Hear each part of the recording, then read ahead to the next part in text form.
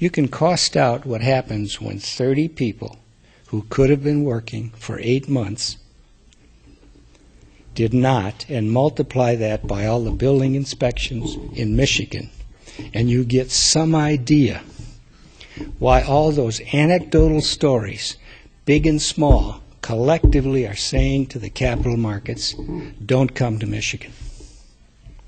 And I was sensitized to that when Brooks, at another occasion, talked about his going for the bond rating.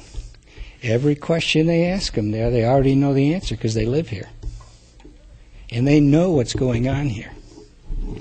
So the other thing I said about being a senator, I want to chair this obscure committee that hasn't met for years. It's called the Joint Committee on Administrative Rules. Who cares? I told my colleagues our job does not end when we pass a law. That's 5 pages, 10, 20 pages. It becomes hundreds of pages of rules and regulations when it's implemented. And it is the legislature's job to check those rules and regulations to make sure they haven't changed the intent of the law or unnecessarily burden individuals, businesses, and locals. So I'm telling you now, if you got a nutty rule, let me know, because we are meeting. Now, Brooks talked about emerging technologies sector, and that also draws my interest. And the lame duck session, in the last few hours, I brokered the bill that got lithium-ion battery assembly here in Michigan. Now, you should know, right now, you cannot produce lithium-ion batteries in America. They're made in China, Japan, India, and Korea. Now, it doesn't make a lot of sense to me to trade with electric cars, to trade dependence on Middle East oil for dependence on Far East batteries. Think about that.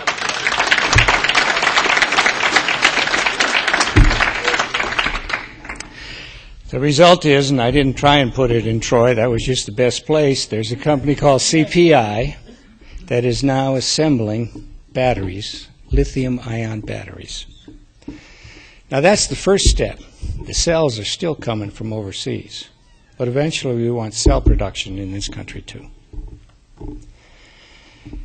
Now the introduction of electric cars, the request for electricity is going to zoom. We're going to need more coal-fired electric producing plants, not less. The governor trying to stop this has made a horrendous mistake. Now, instead, what you have to do is take everything about coal-fired plants that people hate, primarily CO2, and take that CO2 and change it from a liability to an asset. And let me tell you how you do that. I'm using the data from the coal-fired plant in Bell River in St. Clair. It produces 18 million tons of CO2 a year.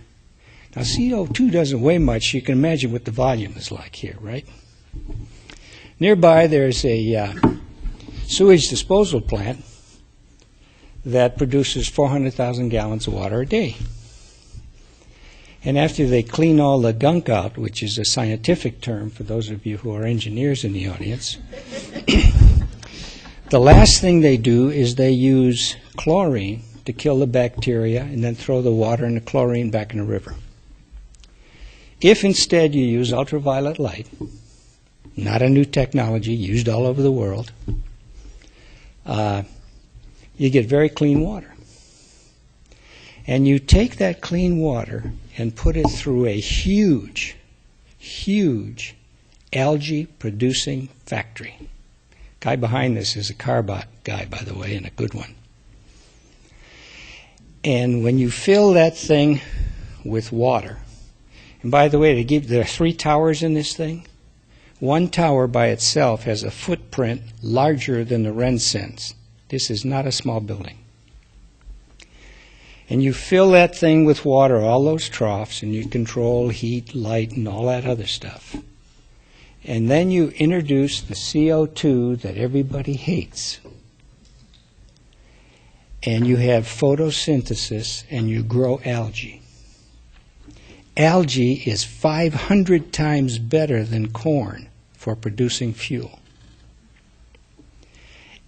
And you wind up with 5 million tons of algae.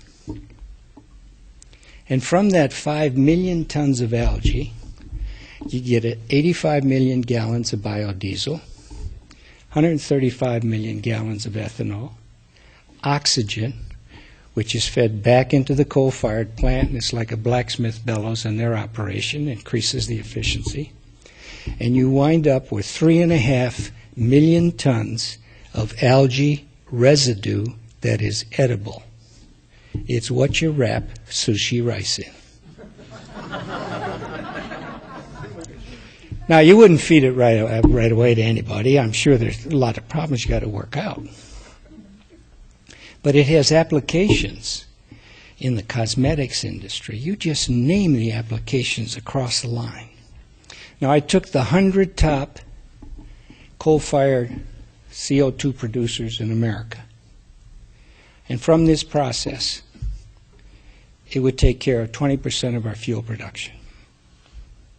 And the genius of the guy behind this is, as big as that factory is, every piece will fit on a 40-foot trailer and you can send it anywhere in the world.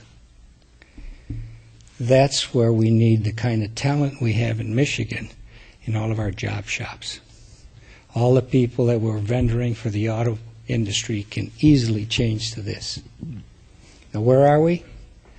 Well, it's a 2.5-year proof of concept process.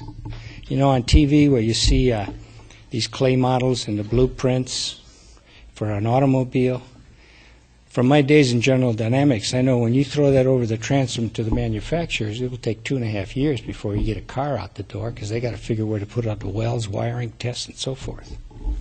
So this thing is now ready for proof of concept. Now, I'm the vice chair of appropriations, and I do the general government budget where the economic development folks live.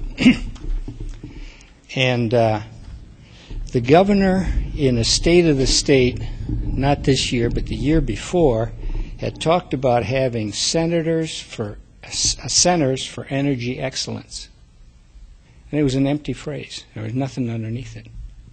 So I took the phrase, took the MEDC budget, and created a Center for Energy Excellence. There's $18 million in there for people to compete. This project would take $7 million over 2.5 years, maybe $2 million, so the 18 right at the beginning. Now, the reason we need state money in this is because we're going to do the testing at MSU, at their incinerator, and the idea is to also create a world-class bio-research facility in the facilities that Pfizer left behind and gave to MSU for $1. Now that's the kind of, see, Brooks told you about all the good stuff he's done. State hasn't done the good stuff yet. So we got to talk about the things we need to do in the future. And if I had to sort of tell you what our mantra ought to be politically, Dave and I have already talked about this. There are 4 general categories for running for office. Change, don't change, I'm a good guy, he or she's a bad person. Okay? That's it. Now, in the last election, Hillary Clinton and our representative said, we're better people, and they were right. But that's not what people wanted.